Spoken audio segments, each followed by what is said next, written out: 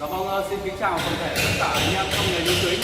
Ngày hôm nay công ty cổ phần xuất nhập khẩu Factor Việt Nam xin trân trọng giới thiệu với toàn thể tất cả anh em trong nghề nhôm kính một dòng sản phẩm máy cắt nhôm hai đầu Factor 99 phiên bản đặc biệt full option thế hệ mới nhất của tháng 9 năm 2019.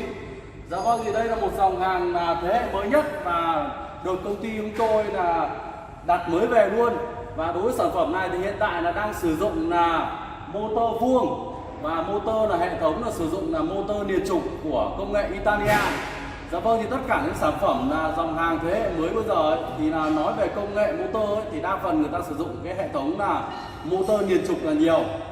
Đấy, như kiểu một số những kiểu cái loại máy móc như kiểu máy giặt kiểu ngang hiện đại bây giờ ấy, là người ta cũng đều sử dụng là lắp trực tiếp motor vào nòng giặt luôn. Đấy, vì thế là sẽ tạo ra cái độ là tốc độ vòng quay nó lớn và máy cắt là nó sẽ là êm và nó sẽ không bị rung lắc nhiều. Và đây là cái dòng hàng thế hệ mới máy cắt của chúng tôi, dòng hàng Factor 99 này cũng thế, đang sử dụng hiện tại là sử dụng motor vuông là công nghệ của Italia. Và motor một đầu máy này của nó là 3 kW và hai đầu máy là tổng thể là 6 kW. Và đối với sản phẩm là Factor 99 này thì là hiện tại đang sử dụng lưỡi cắt của Nhật và lưỡi cắt đường kính 450. Và sản phẩm Factor 99 này thì đang cắt được 3 góc. Thứ nhất là chúng ta đang xem góc, đây là góc ngửa ra này, đây là góc 135 độ. Thứ hai là góc tiếp theo đó là góc thứ hai, đó là góc 45 độ úp vào. Đấy, 45 độ úp vào đấy ạ. Vâng. Và tiếp theo đó là góc thứ ba, đó là góc 90 độ. Đấy, 90 độ là tổng thể dòng sản phẩm này là cắt được 3 góc tất cả. Và đối với dòng hàng Factor 99 này thì là cắt được tất cả các loại nhôm trên thị trường. Đấy, dù là nhôm cỏ mỏng là vẫn cắt được, là không bao giờ bị móp nhôm, nổ nhôm. Cho đến nhôm Việt Pháp, PMA hay là Sigma dày 2 ly cũng cắt được. Hay chúng ta làm một số cái loại công trình lớn như kiểu vách dựng dày 3 ly, 4 ly là cũng cắt được hết. Thì nếu mà chúng ta đầu tư dòng sản phẩm này ra thì là sẽ không bao giờ bị lỗi thời, thì dùng rất là ổn định luôn, 15 năm, 20 năm là vô tư thoải mái đối với sản phẩm Factor 99 này. Dạ vâng, thì đối với sản phẩm Factor 99 này thì là của chúng tôi ấy, thì là sử dụng nó là một cái gam màu đặc biệt, đó là gam màu xanh ngọc lũng bảo. Đấy, một gam màu độc quyền của công ty chúng tôi. Đấy. Và ngoài ra thì đối với sản phẩm này chúng tôi thì 100% là sơn tĩnh điện hết ạ, từ vỏ máy về máy. Đấy, hay là gầm máy đây thì chúng tôi đều sơn 2 lớp chống rỉ hết. Vì thế là nó rất là ổn định cho hệ thống là nước sơn. Vâng. Tiếp theo thì đối với dòng hàng này thì tất cả hệ thống là chụp này của nó thì đều thiết kế là tự động lên xuống theo phương tầng đứng luôn. Vì thế là nó rất là tiết kiệm diện tích và trông nhìn nó rất là gọn và rất là sang. Vâng.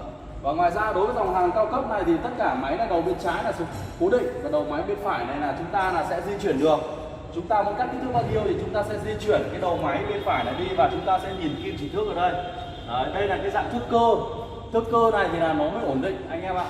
Đấy, còn trên thị trường ấy thì là một số những cái bác thích cái dòng hàng thước điện tử, nhưng mà thực tế rằng là chúng tôi đã bán máy 5 năm rồi. Chúng tôi đã có một cái list danh sách là khách hàng sử dụng thước điện tử rất là nhiều và nó chỉ được khoảng tầm 3 tháng, 6 tháng thôi là thước nó là bị lỗi rồi. Đấy, số nó sẽ bị nhảy và sẽ bị loạn và từ nó sẽ hỏng. Đấy, vì thế là chúng ta sử dụng là nếu mà cái loại thước điện tử nó sẽ không ổn định bằng cái thước cơ này được. Đấy, nếu mà tôi khuyên chân thành nếu anh em sử dụng thì hãy nên sử dụng cái dòng hàng thước cơ này, nó sẽ bền và nó sẽ ổn định nhất. Đấy, và đối với dòng hàng này thì tất cả máy thì là nó sẽ có 3 đít tông kẹp phôi rất là chắc chắn. Đầu máy bên phải là 1, đầu máy bên trái này là 2 này. Đấy, và tất cả hai bên đầu máy chúng tôi là đều thiết kế là 2 cái máng trượt DC. Đấy, là khi chúng ta dùng cắt góc 90 hay 45 độ hay là 135 độ là DC này cũng tự động là trượt ra ngoài. Đấy, không bao giờ bị vấp hay không bao giờ no có thể bị cuốn DC vào gầm. Vâng. Thì chi tiết tiếp theo nó là về sản phẩm này thì tất cả hệ thống bàn điều khiển đấy ạ, dòng hàng cao cấp chúng tôi thì đều được chuyển hóa 100% là tiếng Việt hết, rất là dễ sử dụng cho anh em. Đấy, nút bọc đây là cũng đều được bọc bằng cao su hết, vì thế là chống nước, chống mặt nhôm. Vâng, tiếp theo là đó là dòng hàng này thì là sử dụng cái hệ thống là ray trượt, là ray đường ray phi 42. Đường ray của nó thì rất là to khỏe chắc chắn, đường ray đặc, và đường ray này của nó thì đều thiết kế nằm bệt trên thân máy này. Đấy. Và đặc biệt đầu máy số 2 được di chuyển trên hai đường ray này thì là nó sẽ có 4 cái trục biôm đây để đỡ đầu máy số 2. Và ở những cái trục biôm này chúng tôi đều thiết kế thêm là cái hệ thống là bịt mặt nhôm. Đấy, khi chúng ta cắt đấy, mặt nhôm nó hay nằm trên đường ray này, và khi chúng ta di chuyển cái đầu máy số 2 đi ấy, là mặt nhôm nó hay bị cuốn vào gầm. Và cái dòng hàng cao cấp này chúng tôi đã cải tiến nó là gạt bỏ tất cả những cái mặt nhôm ra ngoài, là có hệ thống bịt cao su này để nó ổn định cho hệ thống trục bi, không bao giờ bị vỡ bi hay không bao giờ bị xước đường ray. Đấy. Và ngoài ra thì thước đây, như tôi vừa nói là thước này nó là thước bằng inox, và thước này nó đều có cây ốp nhôm bảo vệ này.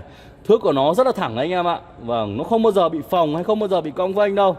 Đấy, và ngoài ra thì là dòng hàng cao cấp này có thêm hệ thống kính lúp này để chúng ta soi thước nó dễ hơn, và hệ thống đèn nét. Đấy, đặc biệt hệ thống đèn nét này. Đấy, cho những bác có thể là làm buổi tối, làm buổi đêm để chúng ta soi số nhìn thước nó dễ dàng hơn rất là nhiều. Đấy. Và đối với tiếp theo là hệ thống là giá đỡ nhôm đấy ạ. Đấy. Giá đỡ nhôm của nó thì rất là chắc chắn luôn.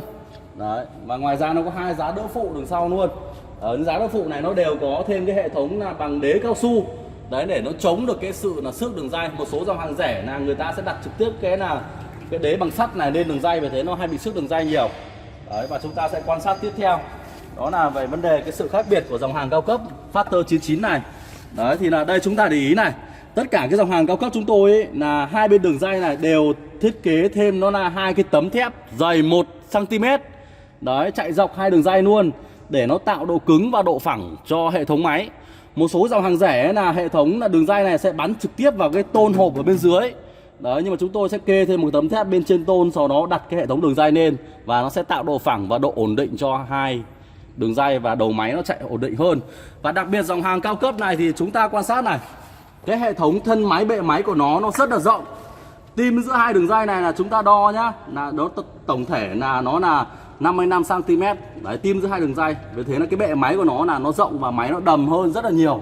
Đấy, tổng thể con máy này nó dài là 5,5 m và nó nặng lên tới xấp xỉ là 1,5 tấn. Máy của nó rất là đầm chắc chắn.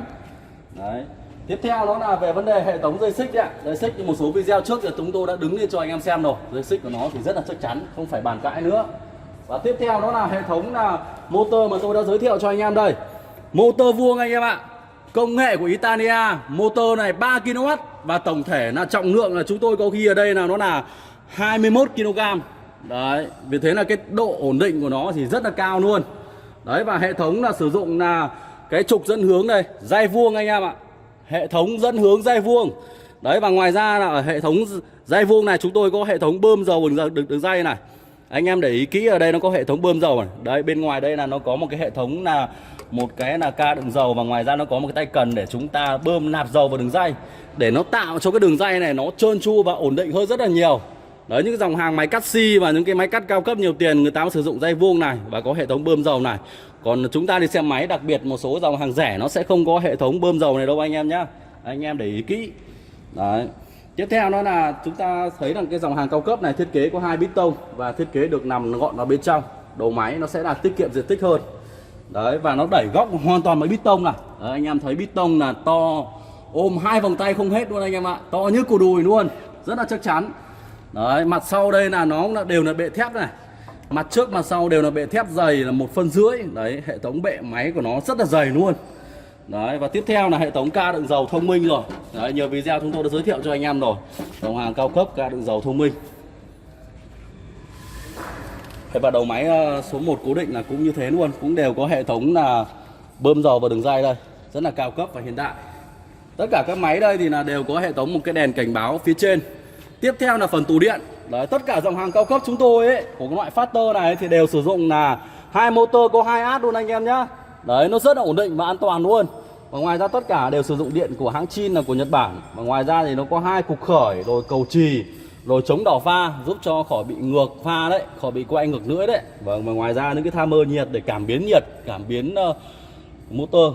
Và những hệ thống điện này chúng tôi này cũng là đều là đi dây bọc hết, và 100% là hệ thống điện này chúng tôi đánh số hết này, để sau này có thể quá trình là chúng ta sửa chữa thay thế nó rất là tiện.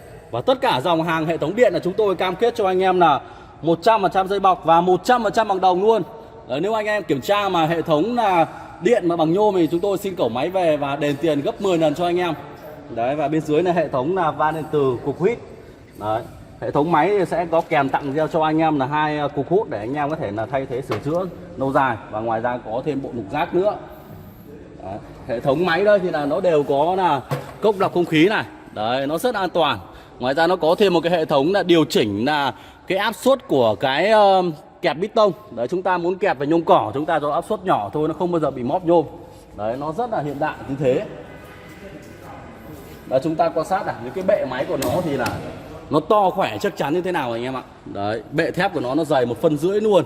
Đấy, cả mặt trên đến anh em này. Đấy, nhìn hệ thống bệ máy. Còn tất cả các máy đấy nó đều có chế độ phun dầu thông minh tự động, là phun trực tiếp vào lưỡi luôn để làm mát lưỡi và tăng tuổi thọ cho lưỡi. Đấy. Thì tổng thể là máy là cắt được 3 góc. Đấy, và ngày hôm nay thì tôi sẽ test máy có thể là cắt nhôm thử cho anh em xem. Đấy. Đầu tiên thì có thể là tôi sẽ khởi động và hai đầu máy để cho anh em xem là cái hệ thống motor là 3 kW này nó sẽ là như thế nào. Đấy. Đầu tiên là kẹt piston này, sau đó là chúng ta sẽ thử motor này. Các bác nghe cái tiếng motor chưa? Motor nó rú lên các bác. Đấy, hệ thống motor vuông công nghệ cao cấp như thế, nó rất là khỏe luôn. Đấy, và chúng ta sẽ là lúc cắt này. Đấy, lúc đấy tự động là chụp, nó sẽ chụp xuống để nó che đèn C. Đấy, và lưỡi cắt đưa ra ngoài để cắt vào nhôm. Đấy, hệ thống motor 3 kW thì là nó khỏe. Và ngày nay tôi sẽ cắt nhôm trên pha thử cho anh em xem.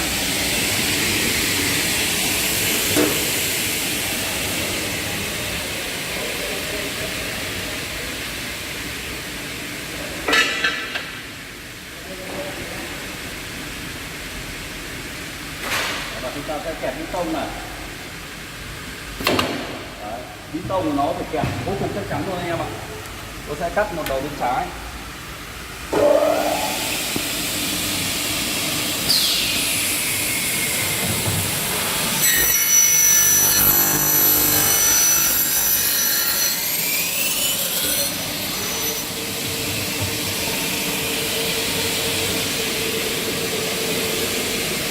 Đấy anh em xem, đấy là máng trượt anh em nhá.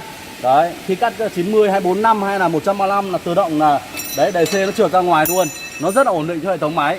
Và tiếp theo là chúng ta xem thành phẩm. Đấy, sinh pha chính hãng dày 2 ni. Ôi giời, vết cắt của nó thì nó ngọt, nó mịn như thế nào nữa anh em ạ.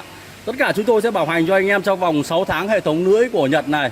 Đấy, bị vấn đề ba vía móp nhôm, nổ nhôm thì chúng tôi sẽ đổi lưỡi mới hoàn toàn cho tất cả anh em. Đấy.